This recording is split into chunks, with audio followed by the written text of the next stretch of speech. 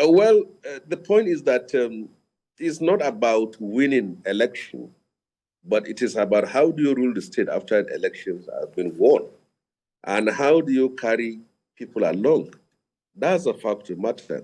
You can win election by any form of equation, but the fact is that how will the state fare after that?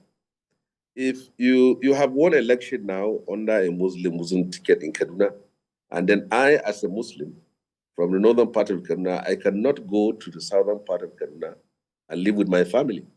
So despite you knowing me as someone who doesn't profess any form of discrimination against anyone, but the state has been sharply divided, and the state has still been is being ruled, typical of what has happened in South Africa.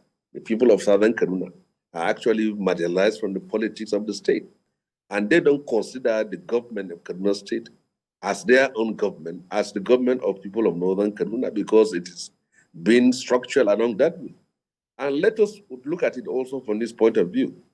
Our people in Kaduna State, the Muslims, are not happy with what is happening in Plateau. They always say that there should be Muslims in Plateau should also be given an opportunity to produce either a speaker or a deputy governor. Then how can you be recommending to Plateau State what you are not practicing in your own very state? So to me, I believe it is simply the matter of saying how can you bring people together.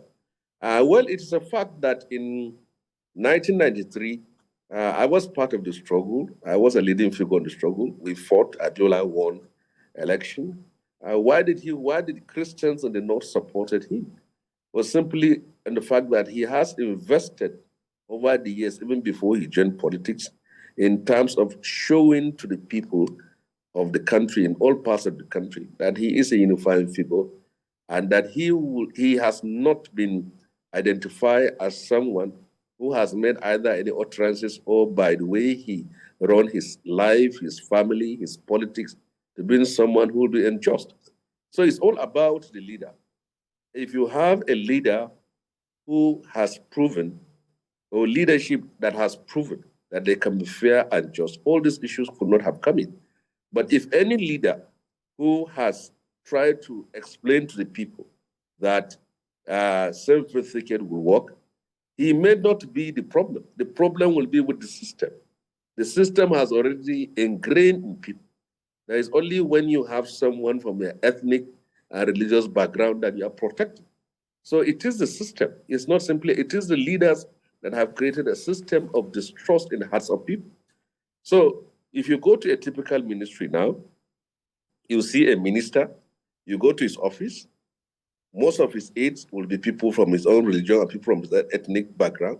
You go to a typical person holding position of power, it's still the same thing. If you are employing 10 people, you will find out that 8 people will come from your own village, your own town, your own ethnic group. So it is the problem with it, not just in Nigeria, but in the whole of Africa.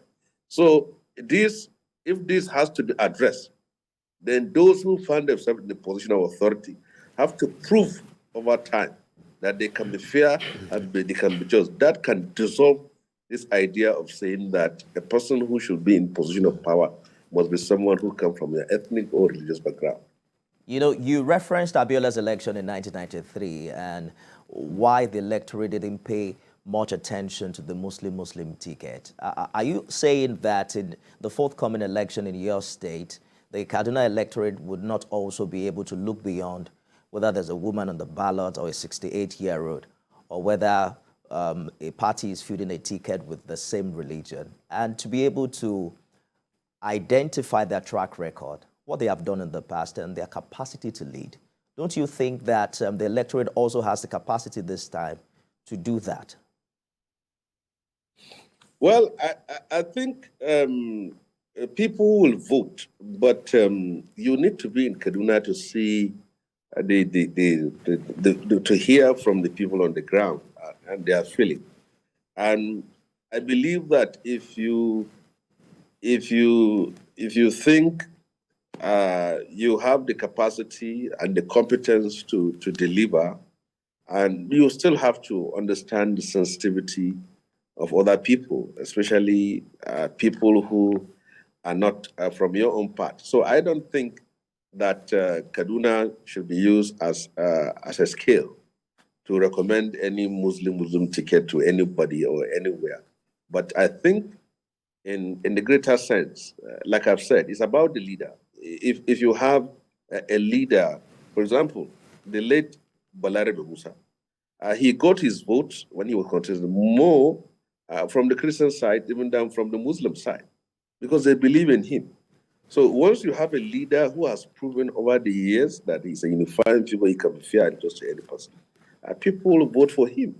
After all, in Niger State, in a predominantly Muslim area, you once have a Christian, Senator David Moru, who has won election. Even in Kaduna here, there in 1999, there was an Igbo man who won election as a member of State House of Assembly.